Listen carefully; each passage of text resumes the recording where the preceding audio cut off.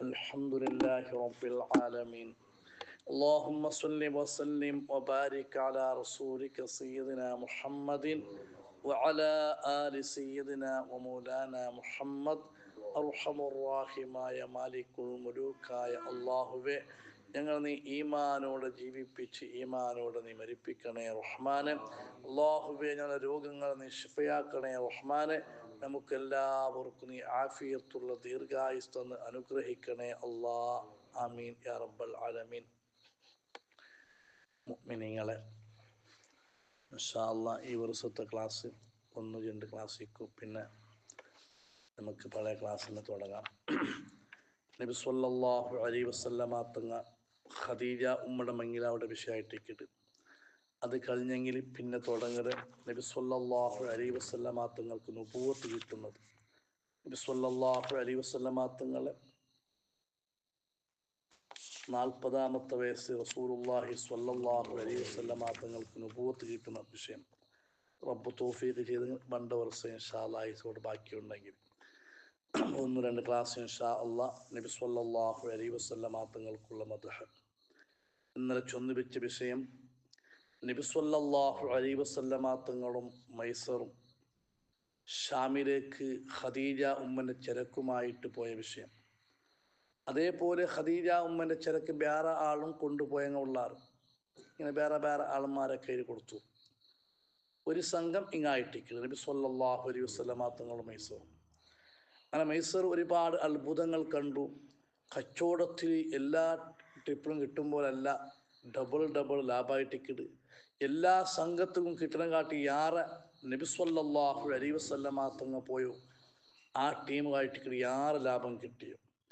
അങ്ങനെ നബി സല്ലല്ലാഹു അലൈഹി വസല്ലമ തങ്ങളും മൈസറും അതാ ഷാമിട്ട് വന്ന് പരിശുദ്ധമായ മക്കയിലേക്ക് അടുത്തെത്തുമ്പോൾ മൈസർ ഹബീബായ മുത്തുനബി സല്ലല്ലാഹു അലൈഹി വസല്ലമ തങ്ങളോട് പറഞ്ഞു, ഹബീബായ മുത്തുനബിയെ, മുത്തുനബി എന്ന് വിളിച്ചതല്ല, മുഹമ്മദ് എന്നെ വിളിച്ചത്.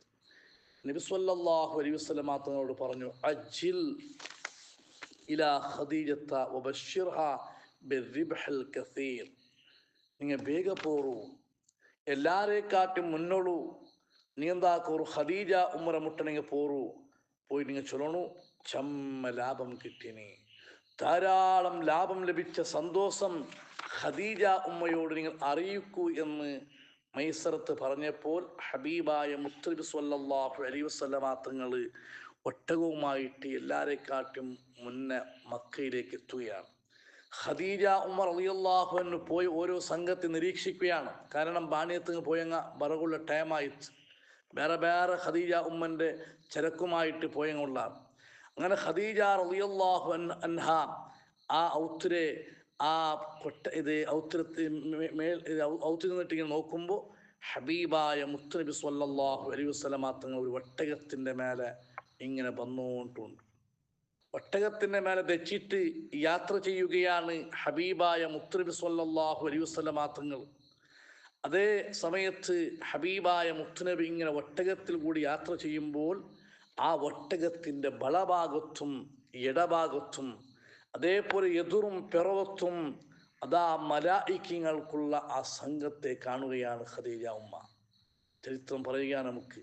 നബി സല്ലല്ലാഹു അലൈഹി വസല്ലമ ഇടതുഭാഗത്തും വലതുഭാഗത്തും വാളുമായിട്ട് മലായിക്കങ്ങള് നബി സല്ലല്ലാഹു അലൈഹി വസല്ലമ തങ്ങൾ കാവൽ നിന്നുകൊണ്ടാണ് അതാ ഹബീബായ മുത്തുനബി സല്ലല്ലാഹു അലൈഹി വസല്ലമ തങ്ങൾ വരുന്നത്. അതേപോലെ ആ സെക്കയുള്ള സമയം, ആ ഉച്ച സമയം മേഘം ഇങ്ങനെ റസൂലുള്ളാഹിക്ക് തണലിട്ടുകൊണ്ട് വരുന്നു. ഇതെല്ലാം ഖദീജ ഉമ്മ റളിയല്ലാഹു തആല കണ്ടുകൊണ്ടുണ്ട്. മൈസറത്ത് പോകുമ്പോൾ തന്നെ അത്ഭുതങ്ങളെല്ലാം കണ്ടിട്ട് മനസ്സിലിങ്ങനെ വെച്ചിട്ടുണ്ട്. അവിടെ കച്ചവടത്തിൽ ലാഭം കിട്ടിയതും അവിടെ ഒരാളെ കണ്ടുമുട്ടിയതും അതേപോലെ ആ മരത്തിൽ തെച്ച് എല്ലാം എന്താക്കിയിട്ടുണ്ട്, മൈസർ മനസ്സിൽ വെച്ചിട്ടുണ്ട്. അതേ സമയത്ത് ഹബീബായ മുത്തുനബി സ്വല്ലല്ലാഹു അലൈഹി വസല്ലമ തങ്ങ ഖദീജ ഉമ്മര മുട്ട എത്തുമ്പോൾ അതാ ഒട്ടകത്തിൻ്റെ മേലെ തെച്ച് റസൂലുള്ളാഹിക്ക് കാവൽ നിന്നുകൊണ്ട് ഊരിപ്പൊടിച്ച വാളുമായിട്ട് മലായിക്കങ്ങൾ അതാ ചുറ്റും കാവൽ നിന്നിട്ടുണ്ട്. ആ നിലക്കാണ് മുത്തുനബി സ്വല്ലല്ലാഹു അലൈഹി വസല്ലമ തങ്ങൾ വരുന്നത്. അതേ സമയത്ത് തലന്റെ മീത്തയാണെങ്കിൽ മേഘം ഇങ്ങനെ തണലിട്ട് വരുന്നതും കാണുന്നു. ഇത് കണ്ടപ്പോൾ ഖദീജ ഉമ്മ റളിയല്ലാഹു തആല അൻഹക്ക് ബോധ്യപ്പെട്ടു, ഇത് സാധാരണ ആളൊന്നുമല്ല. ഈ വരുന്ന ആൾ ഈ ഹബീബായ മുത്തുനബി സാധാരണ ഒരാളൊന്നുമല്ല. അങ്ങനെ ഖദീജ ബീവിന്റെ മനസ്സിൽ വന്നു, ഇനി എനിക്ക് വിവാഹം ചെയ്യുന്നെങ്കിൽ, ഇനി ഞാൻ മങ്ങിലാവുണ്ടെങ്കിൽ ഈ മുഹമ്മദ് നബി സ്വല്ലല്ലാഹു അലൈഹി വസല്ലമ തങ്ങളമേ മങ്ങിലാവണം. കാരണം ചൊമ്മ പടക്കാറ് ഖദീജ ഉമ്മനെ മങ്ങിലാവുക മുന്നോട്ട് വന്നതാണ്. കാരണം ഖദീജ ഉമ്മ ജണ്ട് മുന്നോട്ട് മങ്ങിലായിട്ട് ആ ജണ്ട് ഭർത്താക്കന്മാർ മരിച്ചു പോയിട്ടുണ്ട്. വിധവയായ പെണ്ണാണ് ഖദീജ ഉമ്മ. അപ്പോൾ വലിയ വലിയ പണക്കാർ ഖദീജ ഉമ്മനെ ഇത് മങ്ങിലാവുക വേണ്ടി താല്പര്യപ്പെട്ടങ്ങളുള്ളാർ, പലരും കേട്ടങ്ങളുള്ളാർ. ഖദീജ ഉമ്മ ഒന്നും ഉണ്ടാക്കിയിട്ടില്ല, മുന്നോട്ട് ഒത്തിട്ടില്ല.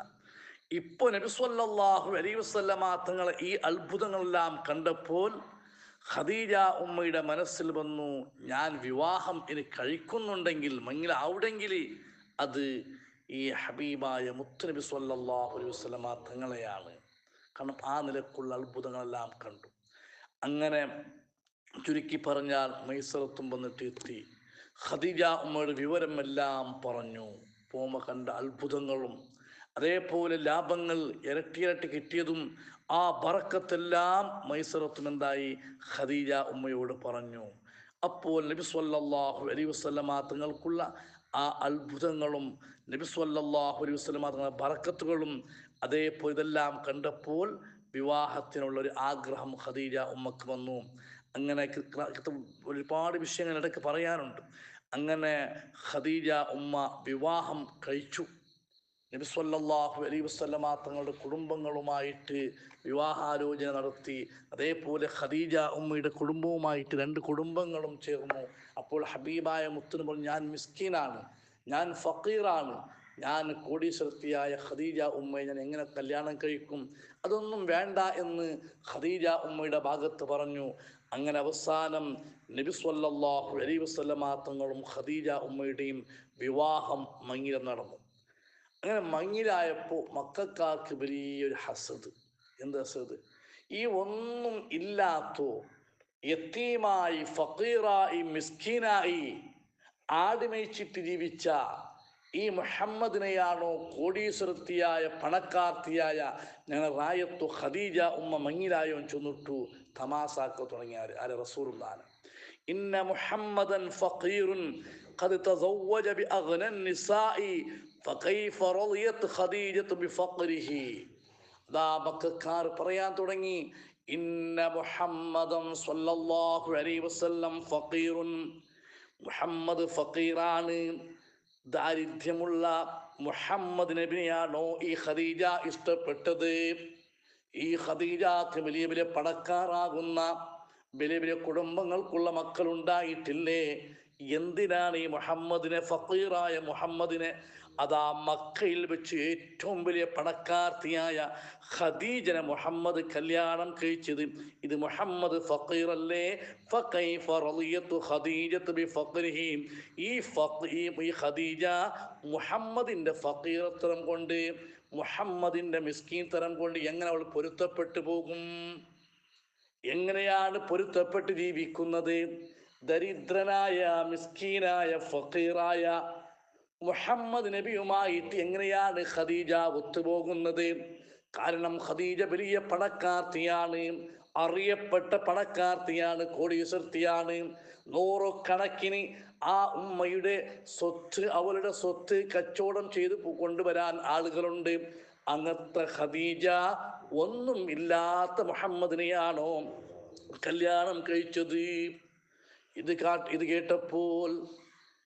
കേട്ടപ്പോൾ അതാ ഖദീജ ഉമ്മക്ക് സഹിക്കാൻ കഴിഞ്ഞില്ല. കാരണം എൻ്റെ ഭർത്താവാകുന്ന മുഹമ്മദിനെ ഈ മക്കയിലെ ഓരോ പണക്കാരും ഈ നിലക്ക് വിളിച്ച് അവിടുന്ന് പരിഹസിക്കുകയാണെന്ന് ചിന്തിച്ച ആ ഖദീജ ഉമ്മ അവിടുന്ന് പറഞ്ഞു, എല്ലാ പണക്കാരെയും വിളിച്ചു, മക്കത്തെ എല്ലാ പണക്കാരെയും മുതലാളിമാരെയും വിളിച്ചുകൊണ്ട് പറഞ്ഞു, ഇന്ന് മുതൽ, ഈ നിമിഷം മുതൽ എൻ്റെ എല്ലാ സ്വത്തും, എൻ്റെ എല്ലാ സമ്പത്തും, എൻ്റെ എല്ലാ പൊന്നും, എൻ്റെ എല്ലാ വെള്ളിയും ബംഗാറും അത് മുഴുവനും മുഹമ്മദ് നബിക്കുള്ളതാണ്. ചരിത്രം പറയുന്നു, പൊന്നും ബംഗാറും കൊണ്ടുവന്നിട്ട് റാസിടുമ്പോൾ അത് വലിയ ഒരു കുറ്റ പോലെ ഒരു കൂമ്പാരമായി പോയി. അത്രയും വലിയ സ്വത്തിന്റെ ഉടമയായ ഖദീജ ഉമ്മ ചൊന്തു, ഇതാ ഇന്നു മുതൽ എന്റേതായിട്ട് ഒന്നും ഇല്ല, എൻ്റെ എല്ലാ സ്വത്തും അത് മുഹമ്മദ് നബി സ്വല്ലല്ലാഹു അലൈഹി വസല്ലം തങ്ങൾക്കുള്ളതാണ്. അത് പറഞ്ഞിട്ടൊരു കാര്യം പറഞ്ഞു, ഫഇൻ റളിയ ബിഫഖരി ഫദാലിക മിൻ കറമി അസ്ലിഹി സ്വല്ലല്ലാഹു അലൈഹി വസല്ലം.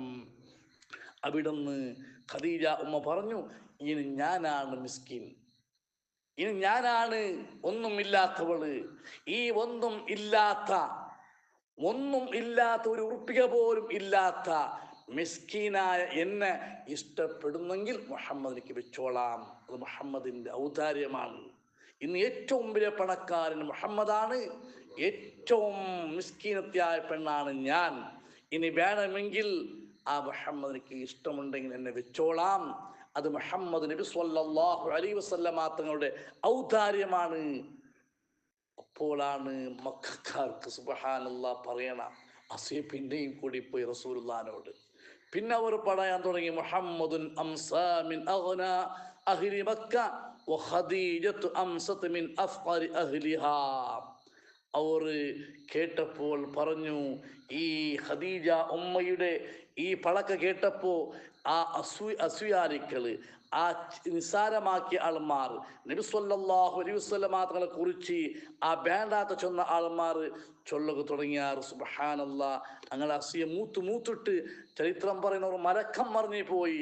അങ്ങ് ചൊല്ലുക തുടങ്ങിയാറ്, ഇന്നലത്തോളം ഫക്കീറായ മുഹമ്മദ് സുബ്ഹാനല്ലാഹ് ഏറ്റവും വലിയ പണക്കാരനായി പോയി. അതേപോലെ ഏറ്റവും പണക്കാർത്തി അതാ ഇന്ന് മുതൽ മിസ്കീനായി പോയി, ഫക്കീറായി പോയി. ഫക്കീറായ മുഹമ്മദ് പണക്കാരനും അതാ പണക്കാർത്തിയായ ഖദീജ ഫക്കീറുമായി പോയി. അതാണ് അസ്യാരികൾക്കുള്ള അവസ്ഥ. പരിശുദ്ധമായ ഖുർആൻ പറയുന്നു, വവജദക ആയിലം ഫഅഗ്നാ. ഒരുപാട് തഫ്സീറുണ്ട് ഇതിലേക്ക്, ഒരുപാട് തഫ്സീറുണ്ട്. മുഹമ്മദ് നബി സ്വല്ലല്ലാഹു അലൈഹി വസല്ലമ തങ്ങൾ മിസ്കീനാണ്, മുഹമ്മദ് നബി ഫഖീറാണ്, മുഹമ്മദ് നബി ഒന്നും ഇല്ലാത്ത ആളാണെന്ന് പരിഹസിച്ച ആ മക്കക്കാരോട് അല്ലാഹു തആല മറുപടി കൊടുക്കുന്നു, വവജദക ആയിലം ഫഅഗ്നാ. ഹബീബായ മുത്തുനബിയെ, തങ്ങൾ എന്തിനാണ് ബേജാറാകുന്നത്, തങ്ങൾ എന്തിനാണ് പ്രയാസപ്പെടുന്നത്? അങ്ങ് ഒരു കാലത്ത് ദരിദ്രനായ പാവപ്പെട്ട ഫഖീറായിരുന്നില്ലേ? വവജദക ആയിലൻ, തങ്ങൾ ഫഖീറായിരുന്നില്ലേ, മിസ്കീനായിരുന്നില്ലേ? അങ്ങത്തെ ഹബീബായ മുത്തുനബിയാകുന്ന നിങ്ങളെ ഫഅഗ്നാ, അവൻ വലിയ പണക്കാരനാക്കിയില്ലേ?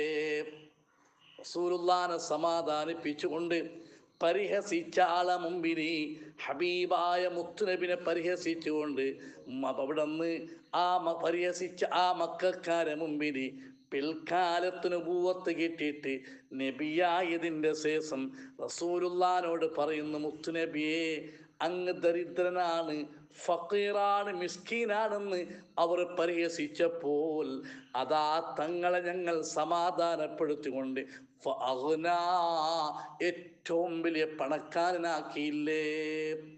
ഒരു തഫ്സീർ മുഫസ്സിരീൻ ഇതും പറയുന്നുണ്ട്. ദരിദ്രനാണ്, ഫഖീറാണെന്ന് പരിഹസിച്ചപ്പോൾ അല്ലാഹു തആല ആ സമയത്ത് തന്നെ, ആ നിമിഷം തന്നെ അല്ലാഹു തആല വലിയ പണക്കാരനാക്കി, സമ്പത്തിന്റെ ഉടമയാക്കി അല്ലാഹു. അതുകൊണ്ട് നിങ്ങൾ ബേജാറാവണ്ട. അപ്പോ ഇത്രയും വലിയ സമ്പന്നനായ ഹബീബായ മുത്തുനബി അവിടുന്ന് ചോദിച്ചു അള്ളാഹുവിനോട്. അതാ ഖദീജ ബിബി തൻ്റെ സമ്പത്തെല്ലാം നൽകിയപ്പോൾ നബി സ്വല്ലല്ലാഹു അലൈഹി വസല്ലമ തങ്ങൾ പറഞ്ഞു, ഞാൻ എങ്ങനെയാണ് ഖദീജ ബിബിയോട് നീതി പുലർത്തുന്നത്?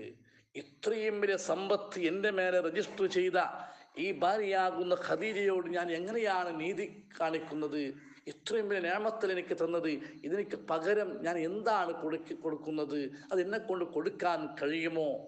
ഇൻഷാ അല്ലാഹ് ഇതിൻ്റെ ബാക്കി നാളത്തെ ക്ലാസ്സിൽ പഠിക്കാം. അൽഹംദുലില്ലാഹി റബ്ബിൽ ആലമീൻ اللهم صل على سيدنا محمد وعلى آل سيدنا مولانا മുഹമ്മദ്.